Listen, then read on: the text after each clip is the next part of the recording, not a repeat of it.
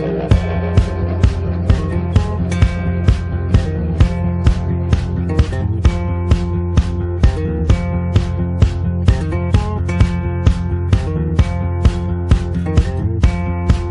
I broke the chain that you had on me. I threw it down, then I walked away. I hear my name, it echoed loudly to those around, leaving no shame.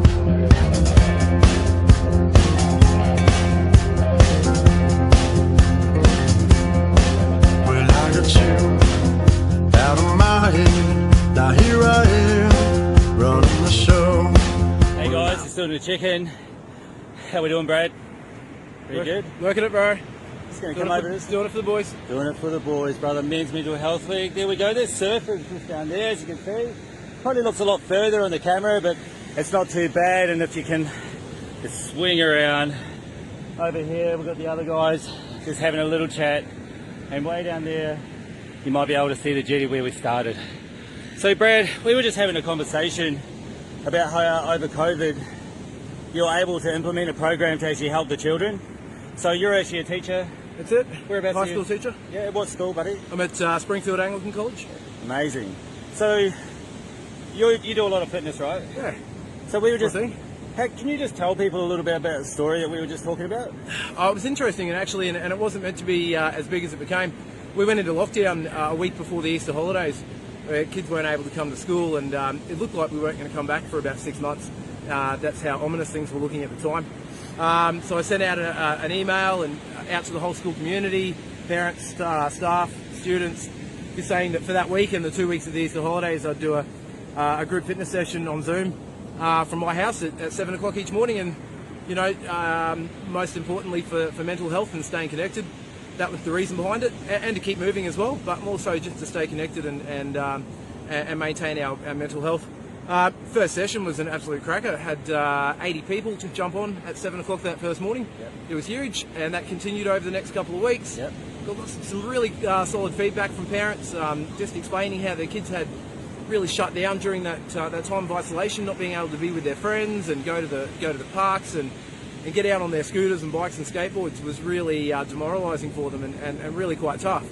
So you know, a lot of people had said, you know, getting up at seeing their child get up at 6:30 each morning, getting ready to do their workout for the day, was something they hadn't imagined. And for me, that was the biggest thing.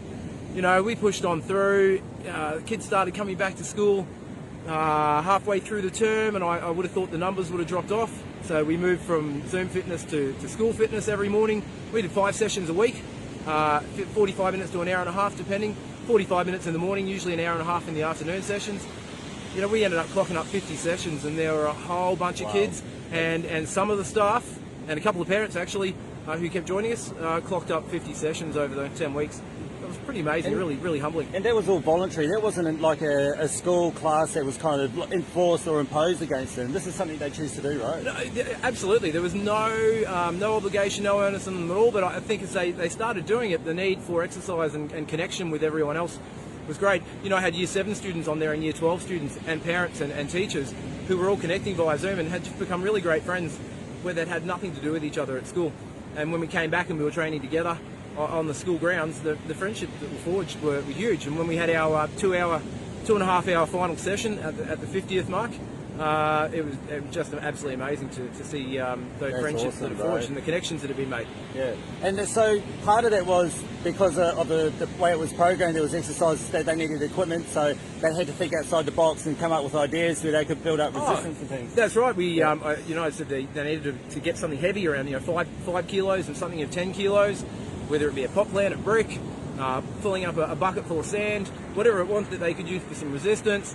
Find a solid chair, a bench, an esky that they could do dips and leg squats, split squats and whatnot on, and it was great. And we didn't just do exercise every day. We trained a different discipline of training each day, Monday to Friday. So interval training, Tabata training, hero wads. Loved it. It was That's great awesome, fun. bro.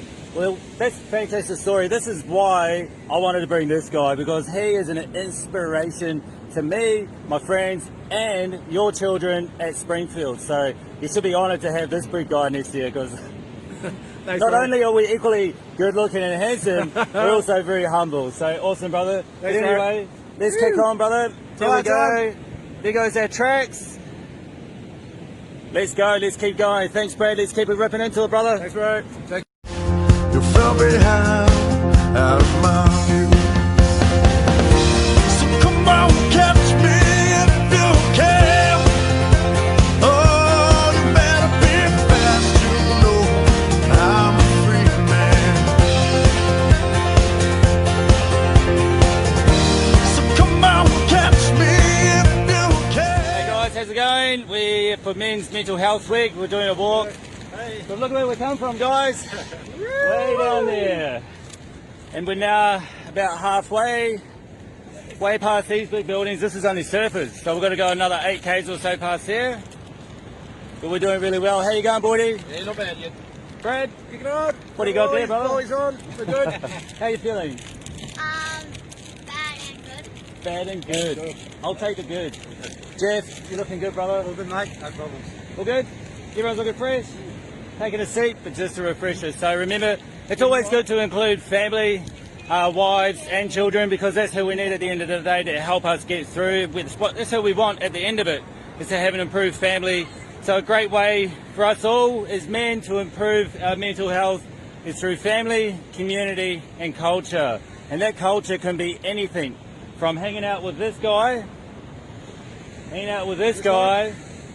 or hanging out with these guys. Family, community and culture is whatever you want to make of it. So go out there and find yours.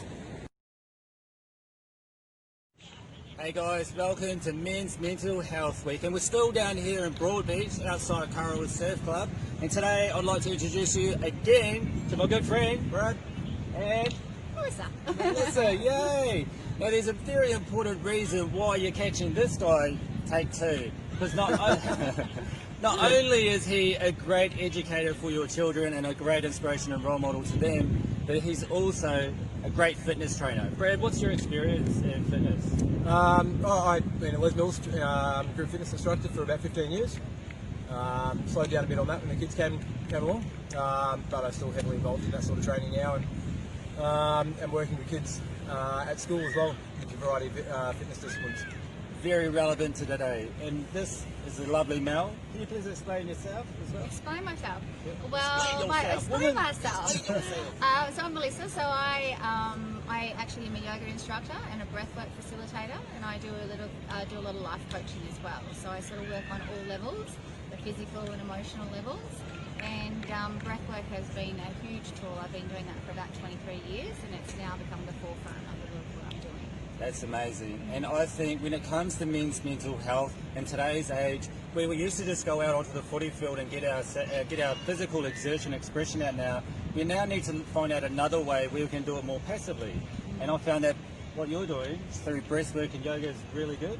Well, going within is where we're really going to find our answers. Like, we've always sort of looked outside of ourselves and been so active and, in a sense, doing all the time, that we've sort of lost our connection to who we truly are. And so when we slow everything down and we can calm the mind, we can sort of connect back into an innate wisdom, in the sense that we can actually feel what we're truly feeling, not through the perception of maybe our past or what's going on and what we think we should do, and where our worth lies in that. We can start to build up our own self-esteem from within, not from our external sort of triggers and what's everything's going on around us. One can give us a short-lived, long-term experience, but the other one can give us a more educated one where we're able to take that home for ourselves, right? That's pretty beneficial, right? Oh yeah, we all have our own demons, and I think as adults we even deal with those day to day. And I guess taking ownership of those and being able to reach out is so important. One thing I've learned over this, even through COVID isolation, is just to can't sweat the things that are out of your control.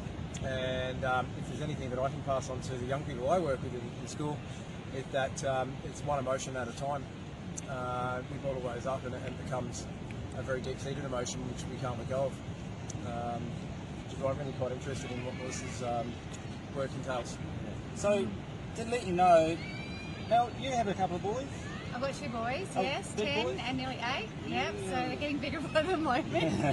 So Getting out of home. Yeah, exactly. So And that's been really interesting, navigating them. So I've done a lot of work with men, and then now raising 2 boys, I realise just how sensitive they are. And I think we have probably the past way of how we've brought boys up and men up has been more sort of tough, and they're actually really sensitive. And I think the needs of boys when they were younger in the nurturing part is really beneficial to how they actually feel grounded and anchored to the world and to themselves.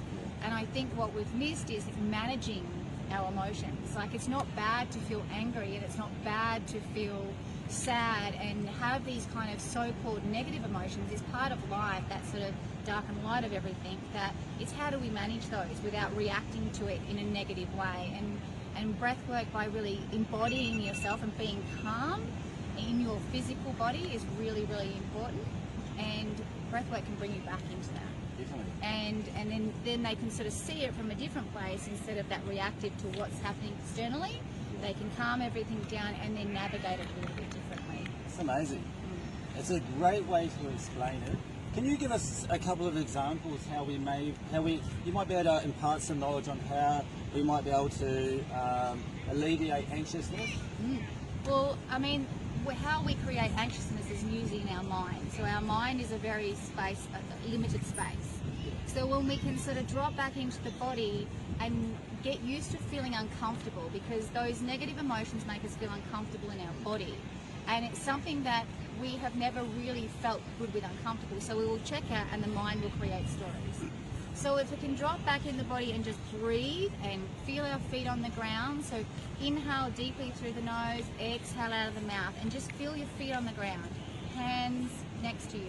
And just feel yourself just calm into the breath and into your body. And then you can actually sort of get a little bit of perspective from more of an expansive space of, okay, where am I feeling it? Where is it sitting in my body? What is that feeling?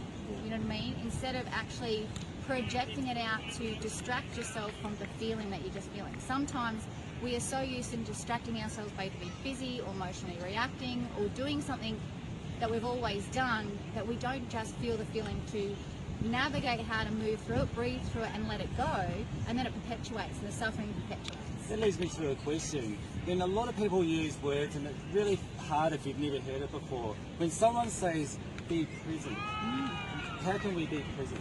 What do they mean by that? Well, present is really being grounded in your physical body. Yeah. And so when you're talking to someone, you're not thinking about the next answer. You're actually really listening and feeling what it feels like in your body, and that feeling in your body. So you're really grounded in the moment. Yeah. You're really present with the person talking. Yeah. So you can feel that bodily reaction to what they're saying, and then you respond. Yeah. But most people are worried that they're not going to have the right answer, or they've got their own reaction to it in their mind, that they're not present. They're already thinking about the answer or what the reaction is. So they're not in the moment, as in, I'm breathing, I'm here, there's nothingness but just me standing here in my body and feeling what you're saying and my reaction to it, in the sense of how does that make me feel. And when we can sort of navigate our feelings that way, we can really connect deeper to what someone is saying, and you'll feel someone and that connection, and it's a real sort of heart connection, and also that is heading to that we miss what is feeling underneath. So when someone does try to feel present, they obviously have a lot of streamy thoughts in their mind. So is there a process, whether it's counting or whether it's counting your breaths or something, how do we start to block those thoughts out to focus on the things that are really bothering us? Well, I think what it is don't block the thoughts, for one thing. And Okay. that's one thing with meditation. It's not about blocking the thoughts. It's about letting them move through, in the sense of not attaching yourself to them, seeing them and observing them. So you get to sit back in your body and observe them, and then let them move through. So it's not like going, you're not going to stop thought. You can get calmer and you'll have more gaps in your thought when you can breathe, slow the nervous system down, feel really grounded in your body, but the thoughts will move through. But instead of attaching to them and going down the thought pattern, which creates a chemical reaction to the body, you go down a pathway, you just observe the thought come through and then let the thought leave and come back to the breath. Now when you're focusing on your breath, say you're counting in for 6, exhaling for 6, and feeling really grounded in the breath, your mind is focusing on the breathing and the counting. So if then you come back to the breath, then you're coming back into your body, and then you're allowing yourself to be present with the breath. That's a perfect example. That's exactly what I needed to hear. Because you can't ignore the negative. No, there's There and has to be a process Yep. going through it, right? Yep, and you don't want to ignore the negative. And I think what happens is we've been taught that's bad, that's good. You can only be in a positive mindset if Yeah. you're happy all the time. But that's not realistic in life. No. You are always going to be challenged by something, and that is how you navigate the challenges. And by actually leaning into the uncomfortable part of the emotion and going, okay, and a lot of that gets triggered from how we were brought up and our environment to how we deal and navigate our emotions now as an adult. So it's kind of being the adult, but also addressing how we were brought up to deal with emotions, you know, and then realizing that's not working for us and sort of nurturing ourselves through that to do it a different way. Yeah. So going from anxiousness and high emotional state, how do we start to help people who are coming from a lower sadness, grief, and depressive state? Yeah. How can we start to use breath works and yoga to start to bring them up? Well, I think it depending on where you're at, but I mean, we hold a lot of grief and sadness in our lungs. So as soon as you start connecting consciously to the breath, not just, oh, I breathe, it's really embodying the breath where you can start to open up your lungs, open up all the energy centers in a sense like we hold on to emotions in our body. Yeah. If we're disconnected to our body, how do we release those emotions that are trapped?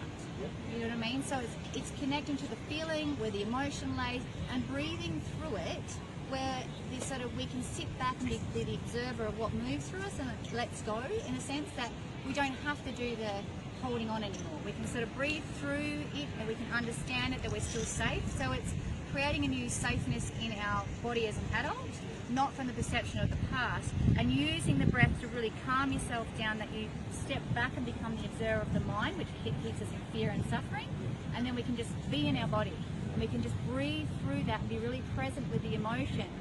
But you're not reliving anything, you're just actually observing it, connecting to maybe a smaller part of yourself that is keeping you there, and nurturing yourself through that. It's really about nurturing yourself in the moment. I'm smiling because this is pretty gold. This is informative gold right here. Brad, what do you think? Oh, that's amazing. As an adult, we can probably sit back and channel our emotions. How do we do that with young people? How do we help them to manage that? Well, even now with my boys now, and I'm watching Zane come into 10 and that first kick of hormones, and all of a sudden he's out of his body and he's feeling really uncomfortable, and then he's reactive and then he's emotional. I don't make anything wrong, and I allow him the space to feel it. I don't take him away from the struggle, but then I bring it back to, what are you feeling? What do you think you could do right now? Let's just breathe, let's calm yourself down, so then you can get out of that sort of reactive place, calm yourself down, so we can just go, what am I feeling? What is the best way now to manage it? And how can we move forward in doing this differently next time? So I'm never making it wrong, you know? Even if he does react and he gets angry and he says something to me as the adult is the guide. I'm not making what he's doing wrong. Yes, I might not like his behaviour at the time, but I'll always love him regardless of how he's reacting. And that's the different perspective. His worth isn't attached to what he's doing, and I always make sure he knows that, because he's still loved. And that's a big part of us being adults now, is our worth was, you're a good boy, you're a bad boy. So our love was attached to being a bad or a good boy. So we try to be the good boy or the good girl, and when we're bad, we feel like we're not lovable anymore. So it's kind of really making sure he feels safe and loved, regardless of what he's expressing. Oh man, So good. Yeah. Love it. you like it? Love it. That's so Like good. it? Yeah, No, that's that's cool. awesome. Okay, That's so we do have to wrap it up here. We are only halfway through to finishing today's Men's Mental Health Week walk. A Tyre drag from the Spit to Burleigh along the soft sand. But we're doing it as a collective. So The good thing about this is no matter how hard our friends are struggling, they have friends behind them or beside them. But then if someone is struggling so hard that they need a break, one of us is always going to be there. And so, as I was saying, the big three is about strive, thrive, live, but it's also about family, community and culture. And that comes down to whatever community or culture is for you. Some cultures can be, I have a culture of yoga or breathworks, I have a culture of exercise. Culture doesn't just have to be what you identify as an Indigenous person, it can also be what what excites you, what your culture is. It could be motor cars or things like that. So if you are in a place where you feel isolated and you don't feel like someone's listening, go find out what your community and culture is, what really excites you, and go connect with that. But in saying this, I want to thank you, Mel. Where can we my find pleasure. you?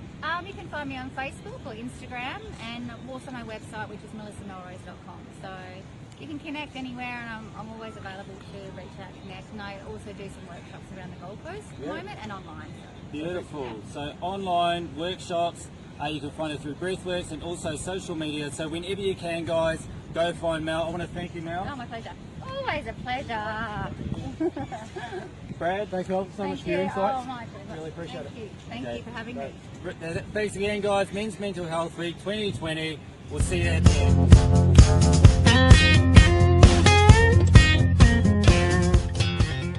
Hey, welcome, guys. We're here at Broad Beach, and this is our 10K point. Where are we at, bro? Yeah, 10, nearly 11. 11 Ks Yep. from the Spit to here, and then we've got another 8 8 or 9, yeah. or 9 to get to Burleigh. So now during this process, we're actually taking the time to connect you guys with what other options and opportunities are out there for yourself as men, but also how we can help our younger generation, to help our youth that are struggling with mental health issues, a little bit of grief, sadness, loss, and isolation, and where they are at the moment. So I'd like to introduce Brad, yep. Brad. And Yep. Brad, where are you from, Brad? So I'm up in Brisbane, currently a teacher at the Springfield Anglican College, and out in the western Ipswich pocket. Beautiful. And this, my good friend Duncan. Duncan. And where do you have what do you do for? I work in community services Yep. for Access Community Services in Logan. Coordinator of programs there. Still in Queenslander programs, but yeah, looking at helping youth and men get past their issues and then start on their deep healing. Yeah, that's awesome, bro. So the way that Duncan is actually starting to help young, so the slogan was empowering youth to become better men. Is that the slogan? It was empower the boys of today to become the men of tomorrow. Bang! Couldn't have said it better myself. Well, actually, I couldn't. That's why I asked Duncan to do it. So what you're actually talking about is Brothers Keeper. Can you explain Brothers Keeper a little bit? Yeah, Brothers Keeper is going to have a range of multiple programs, looking at taking men's circles into jails, also looking at youth programs to empower youth to become better versions of themselves and show up better for themselves and their family, and when they have kids later on. Yeah. A big slogan for the big three was strive, thrive, live. Live the life that you deserve. So by having these options, it's actually giving the youth a little bit more direction and options and opportunities. Because sometimes we say live the life we deserve, but it's too vague. So we need to get a bit more deeper into that. So Brad, having you were the head of English at Brisbane, and now you work at the Anglican schools, do you see benefits to this? Oh, 100%. And kids come from all diverse backgrounds, culturally and socioeconomically. And in my time, over the last 20 years in the profession, and particularly working in pastoral management, seen kids, who are really living below the poverty line and doing their best to be the best of themselves.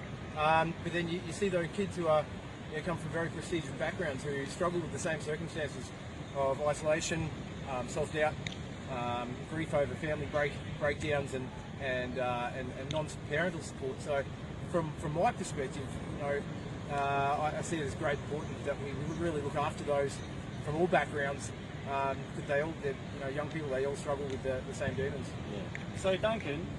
Actually, part of this retreat, you actually go cover some core subjects, and you do some exercises with the boys. Yeah, run them through sitting in circle, talking about their emotions, what's coming up for them, what they might have already experienced, sharing with other young men, opening up, starting up that healing process and being able to communicate in healthy ways with other young men.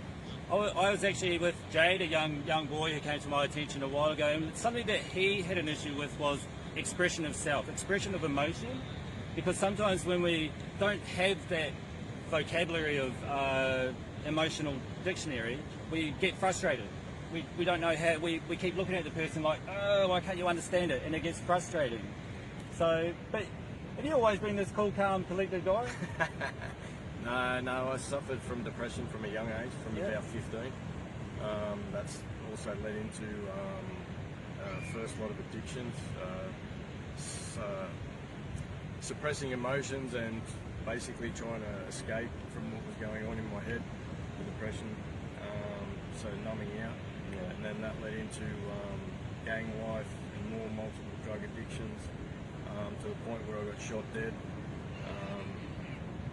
Shot dead, got brought back, and didn't quite learn the lessons, and repeated a few patterns from then on, and got to the point where I found sitting in circle in men's groups, and also the Black Dog Brotherhood, MKP men's circles, and the Black Dog Brotherhood have been pivotal for my change. Definitely. If anyone wants to know who the Black Dog Brotherhood is, I encourage you to try and find Neil Geddes and the Black Dog Brotherhood, and also Black Dog Coaching. It's a remarkable resource for a collective of men with different shared experiences and lived experience to come together and in a controlled environment be able to share your experiences and be able to open up as men without feeling vindicated, without feeling judged. So I very much encourage everyone to go ahead and look at Black Dog Brotherhood, but also with MKP. You're looking at starting Mankind Project. You're looking at starting your own. Oh no, just looking at expanding Mankind Project circles, so we can get circle work out to a greater part of the community. Also, as I said, through Brothers Keeper, I'm looking at taking men's circles into jails, and then other programs into youth detention system. That's fantastic. Look, we do have to get going, so once we leave here, we will be talking to Melissa Melrose, who's going to be taking us through some fundamental exercises and a more holistic way of how we can improve our mental health, either through the anxiety, anxiousness, depression, grief, loss, sadness, and how we can start to control our emotional state a little bit more. So Brad, I'd like to thank you for your time, but don't think this is where we say goodbye to Brad. He still has another 8 Ks left with a harness and a tyre. Loving it. But Duncan Burns, where can we find you, Duncan? Find me on Facebook or Brothers Keeper page on Facebook, and through those avenues. Yeah, and if anyone out there is a little bit concerned about a youth that they've come into contact with, or a son or a son that they have, they can find you on social media? Feel free to reach out. I can, at the moment, due to COVID and the virus, all the programs have been put on hold for obvious reasons. Looking to start those up as soon as possible. And like all good men's circles, we finish every conversation with a hug. Oh. Thanks, brother. Thanks for watching, guys. I hope this helped out and worked out for you, and I hope these questions or answers were able to give you a little bit more insight. I do encourage everyone to go through to Brothers Keeper, Mankind Project, and also Black Dog Brotherhood. Neil Geddes, it's a shout out for you, brother. Anyway, have a blessed weekend, Men's Mental Health Week 2020. Hey guys, welcome to Big 3, Strive, Thrive, Live, where I promote living the life that you deserve. I'd like to introduce my good friend, Mike Hanley from Red 6. Yeah, awesome. Can you just tell us a little bit about Red 6 and what exactly Red 6 is about and who for? Yeah, basically Red 6 is a free mobile app designed by me, funded by me, and it's pretty much aimed at helping lowering the suicide rates amongst the veteran community. That's awesome. So exactly, because you were saying before that the statistics have actually changed from 7 to 1 a week, is it? Yeah, it was 7 a month to about one to 2 a month now, yeah. That's amazing. And you're also saying the benefit of Red 6, just to go back a little bit, so if you go onto the Red 6 page, you have about 3 to 4 different titles, from social to contact and whatnot, so people actually, and you've got the red and green button, right? Yeah, so basically when you join Red 6 app, each time you log in you've got a mood setting. Green, thumbs up, you're in a good headspace. Amber, okay. Red, you're in a bad place, you can do with some contact. And actually black, you're suicidal and want to speak to a professionally trained counselling service. It's operational 24/7. And as I was saying before, most of the big organisations shut the door at 5.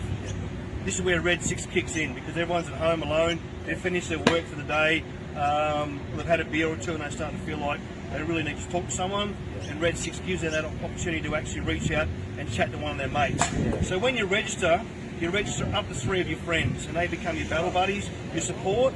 So whenever you hit one of those red buttons, they get sent a direct text message with a link which they push, and it contacts their friend straight away, and their friend pushes the button and it calls them. The beauty of Red 6 that I saw as well, it actually speaks the language of a veteran as well. Not only do you use code red, green and black, but what exactly does Red 6 stand for? So red's the international colour for danger, and 6 is a term that we use in the military, meaning I've got your back. Yeah. So as we patrol towards a 12 o'clock position, and someone will say, who's got my 6? Yeah.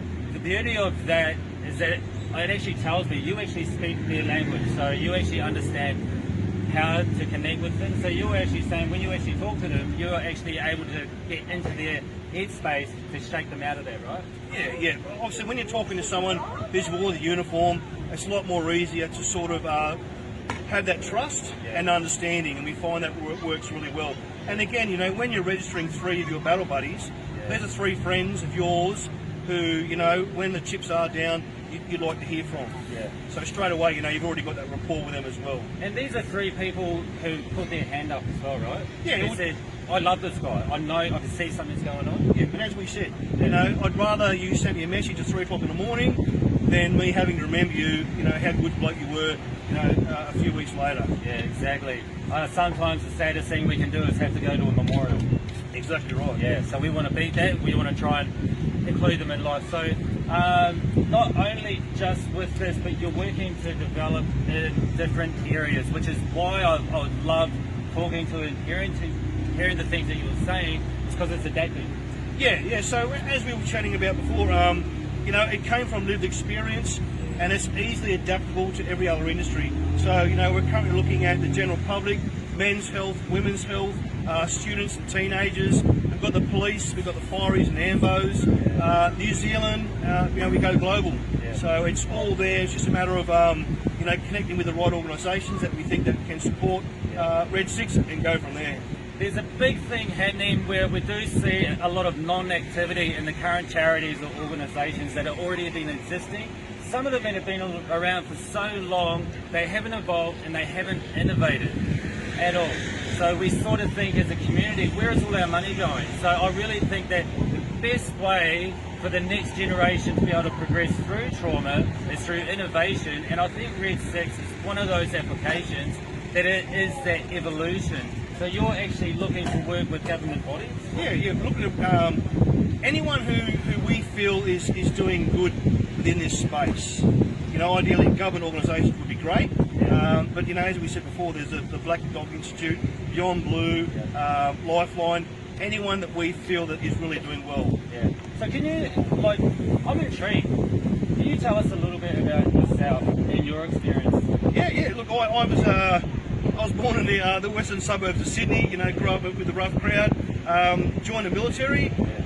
Went overseas twice. Went to Somalia and another place called Bougainville. And when I discharged from the military, I discharged because, you know, I was going through the early stages of PTSD. And it wasn't until 2005 when the black dog really did hit me, and I lost a lot of control. And it was the care and love of a beautiful woman who pulled me out of that.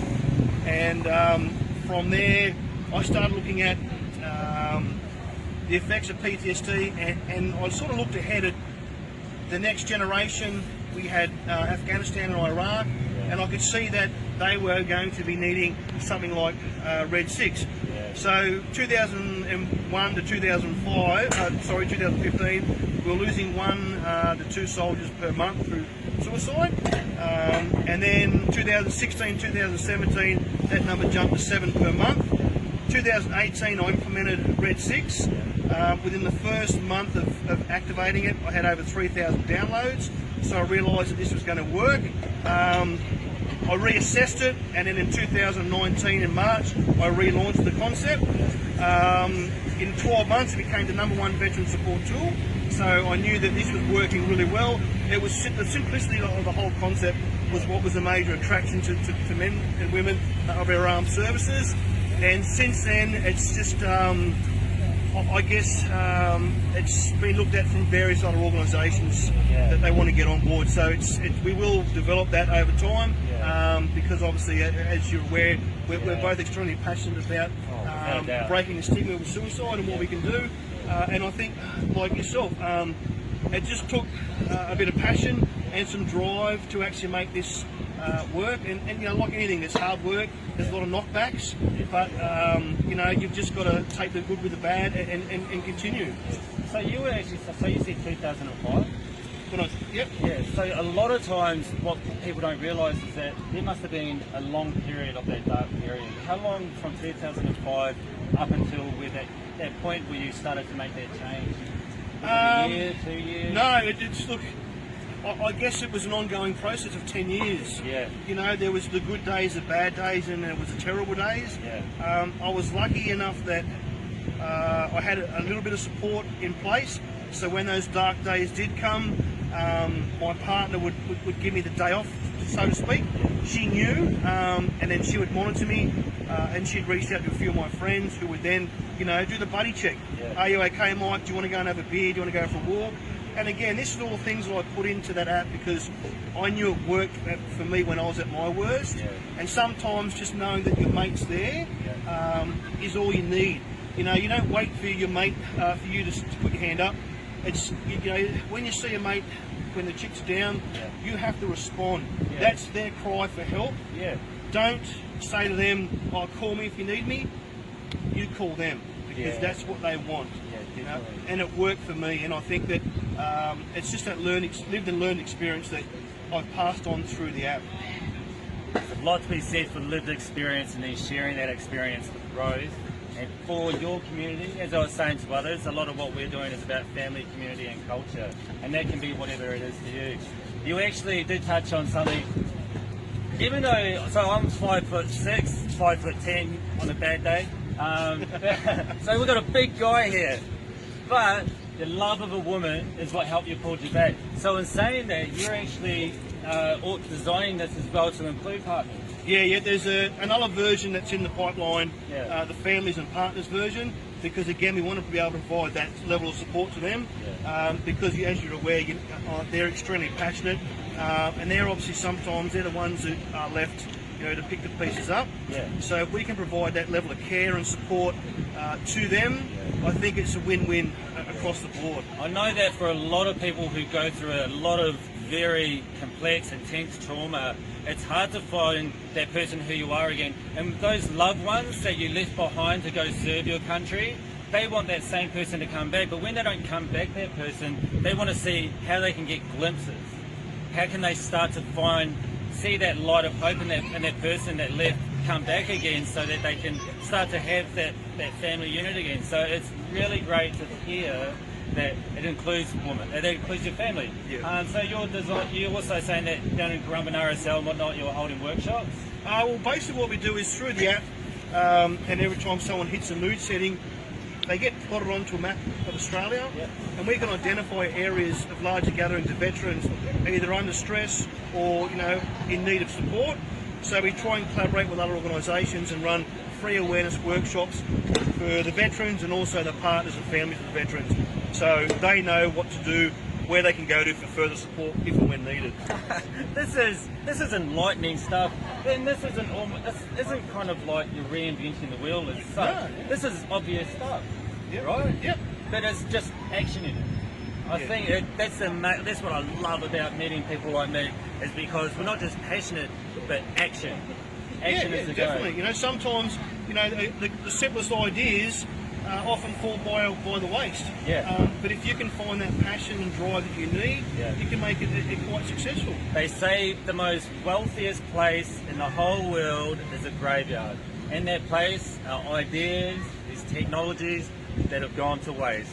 So when we can actually make sure that those ideas come to fruition, we're imparting a gift into the community. But the beauty of what Mick was talking about, great reason why I did want to talk to Mick is because he took a concept, he made it his own, and he gave it to the world. A lot of things, so for anyone out there who's going through some trauma, you're not alone.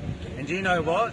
You can actually create if you have the mental ability, if you're in a good place, you can create a space and you can attract people who have gone through the same lived experience as you, which actually lets you know you're part of a community, you're part of a culture, you can create a new family. Family isn't just blood, right? Yeah, 100%. Like brother, sister, it all comes down to heart.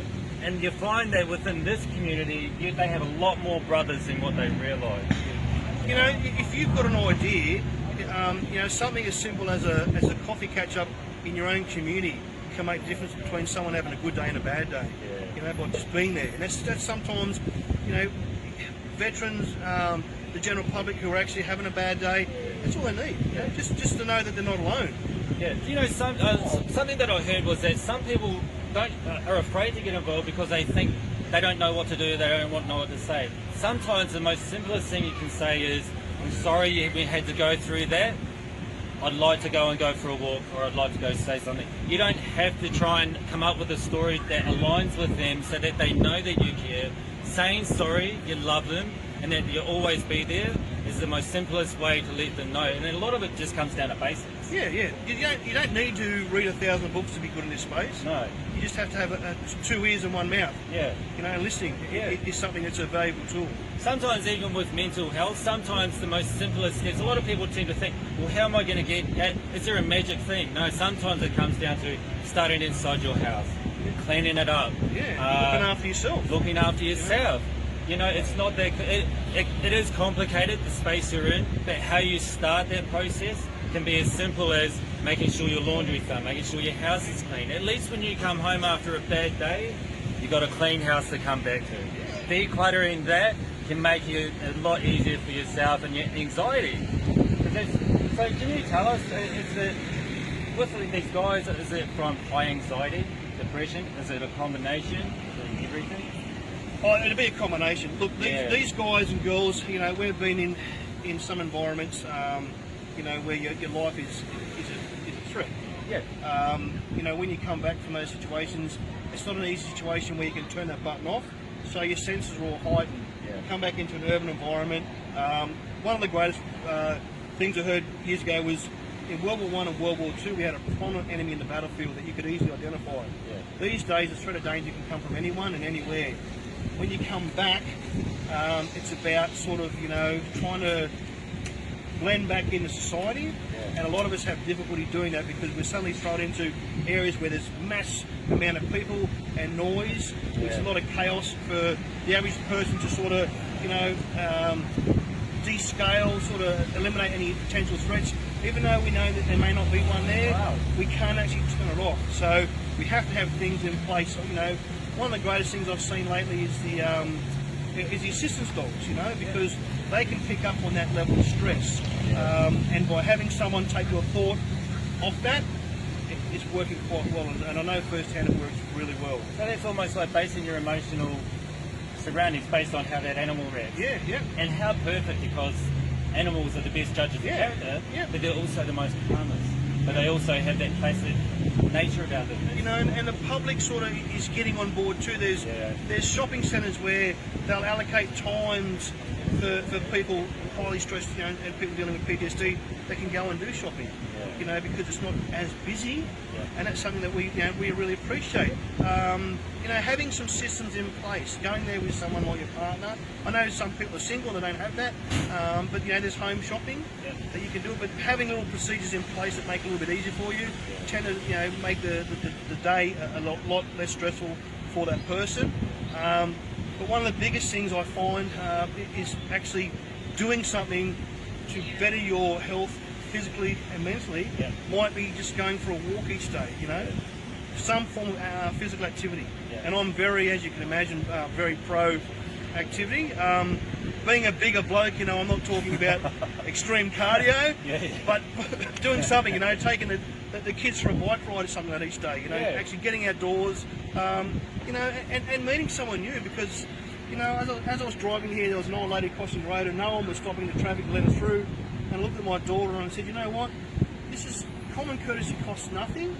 So we stopped the car and we let her walk past us, and you know, she gave us a thumbs up and she was all happy, and I looked at my daughter and we were happy, and there you go, honey, that was so simple. I love selfless selfless sort of acts like that, because it doesn't come with a monetary value, it comes with no thank you, but the knowledge of having done something selflessly like that, and it's a great intrinsic feeling inside, right? And like I always, I take the time to say hi to people because I don't know if I'm the last person or the only person that person's actually said hi to today.